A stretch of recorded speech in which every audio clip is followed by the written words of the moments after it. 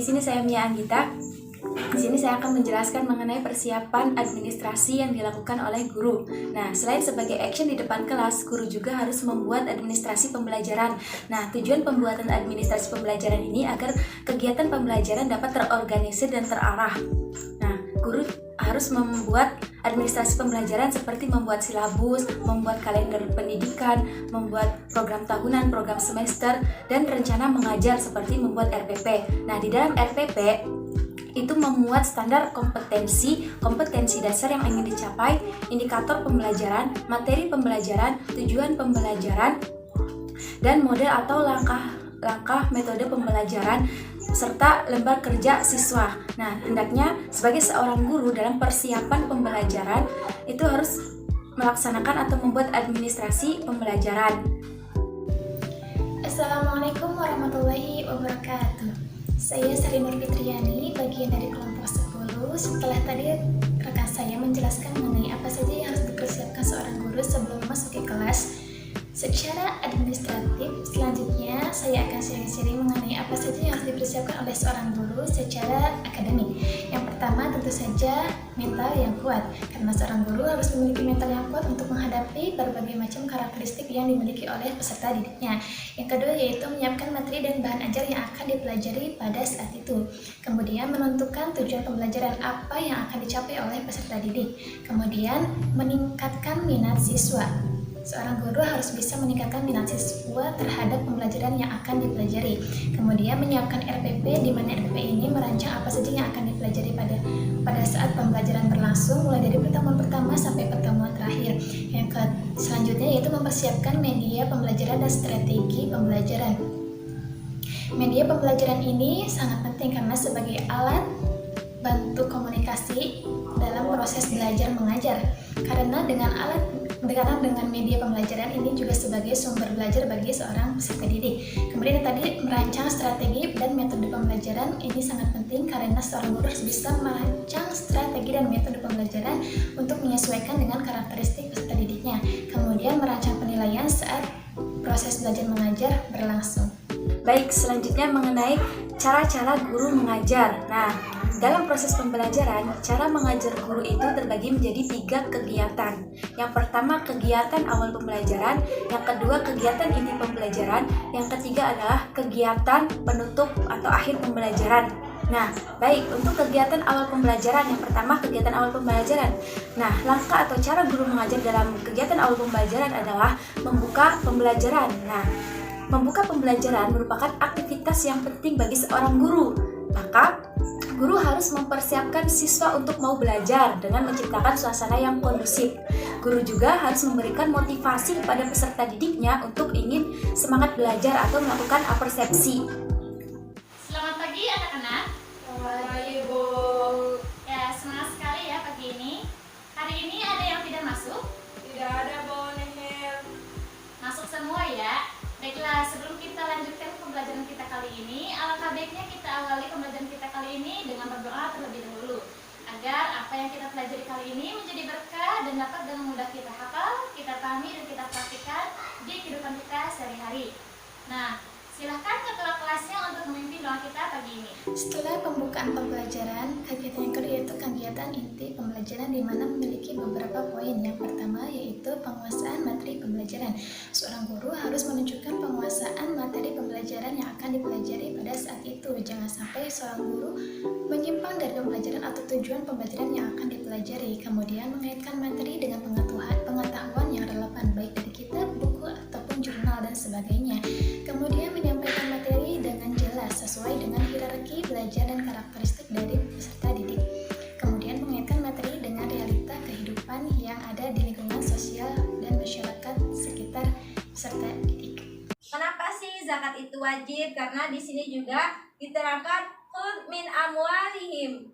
Ambillah dari harta-harta kalian. Khudz di sini merupakan fiil amar yang berarti perintah. Sedangkan perintah itu adalah asal hukum perintah itu wajib. Baik, selanjutnya pada kegiatan inti pembelajaran, setelah guru menjelaskan pembelajaran dengan menguasai materi pembelajarannya, maka guru harus memperhatikan penggunaan metode dan strategi pembelajaran. Nah, penggunaan metode dan strategi pembelajaran ini hendaknya memperhatikan dari materi yang akan diajarkan dan tujuan pembelajaran yang ingin dicapainya. Guru juga harus memperhatikan karakteristik dari siswa dan kompetensi yang ingin dicapai. Guru juga harus menguasai kelas dan bisa melaksanakan pembelajaran secara urut atau teratur dan sesuai dengan alokasi waktu yang telah ditentukan. Selanjutnya, poin yang ketiga yaitu pemanfaatan sumber belajar dan media pembelajaran, di mana seorang guru harus menggunakan media secara efektif dan efisien yang menghasilkan pesan yang menarik bagi peserta didik. Kemudian melibatkan siswa dalam pemanfaatan media tersebut, juga jenis media harus sesuai dengan karakteristik peserta didik. Di mana jenis media ini yang menyesuaikan dengan karakteristik peserta didik untuk mencapai tujuan dari pembelajaran. Oleh karena itu, berikut adalah contoh praktiknya. Yang keempat, haul. Haul di sini merupakan waktu atau masa zakat itu dikeluarkan. Kapan sih? Biasanya haul ini itu sekitar 1 tahun. Baik, selanjutnya, dalam proses pembelajaran, guru harus melibatkan keaktifan siswa dalam belajar mengajar. Guru juga harus mempunyai sikap terbuka pada respon siswa, serta guru harus menumbuhkan keceriaan dan antusiasme siswa agar mau belajar dengan semangat. Pada kelompok 1, silahkan maju ke depan.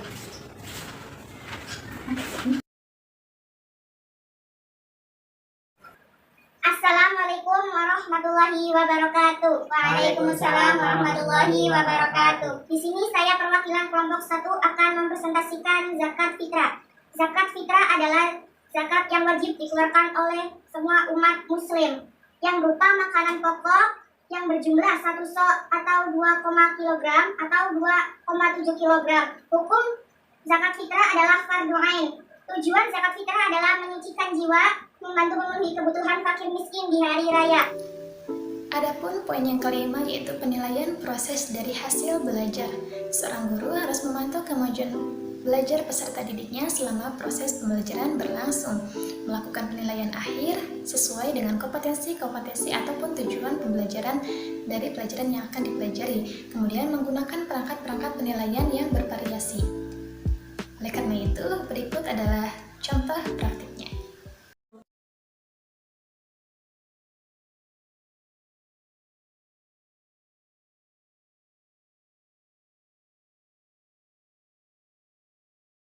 Baik, selanjutnya penggunaan bahasa tulis dan lisan seorang guru itu harus jelas. Karena apa?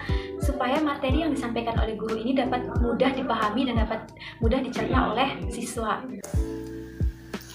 Proses selanjutnya setelah dari pembukaan pembelajaran, kegiatan inti pembelajaran yaitu penutup pembelajaran, di mana seorang guru melakukan refleksi ataupun membuat rangkuman dengan melibatkan peserta didiknya, sehingga kita dapat mengetahui bahwa peserta didik memperhatikan proses pembelajaran dari awal sampai akhir, kemudian melakukan tindak lanjut dengan memberikan arahan ataupun kegiatan ataupun tugas sebagai bagian dari pengayaan ataupun remedi.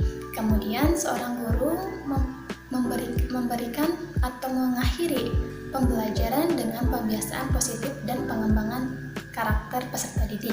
Misalnya kita mengakhiri pembelajaran dengan membaca doa. Oleh karena itu, berikut adalah contoh praktiknya. Anak-anak, sebagai penutup dari Ibu, perilaku mawas diri sebagai perwujudan iman kepada hari akhir. Sekarang kita tentunya makin yakin akan datangnya hari akhir atau kiamat, dan rangkaian-rangkaian kehidupan yang setelahnya pun pasti akan kita lewati. Pada hari itu, manusia pasti akan merasa gelisah dan tersiksa jika apa yang mereka bawa adalah amal-amal yang buruk. Sebaliknya, jika kita memiliki amal-amal yang baik, kita akan merasa tenang dan tentram.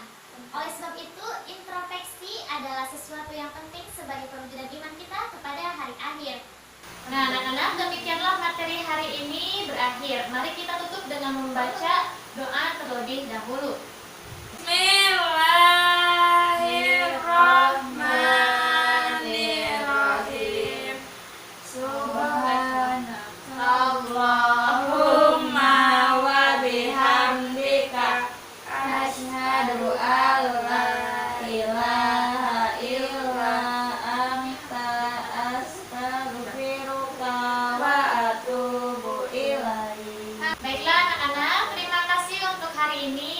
sampai jumpa di pertemuan kita minggu depan.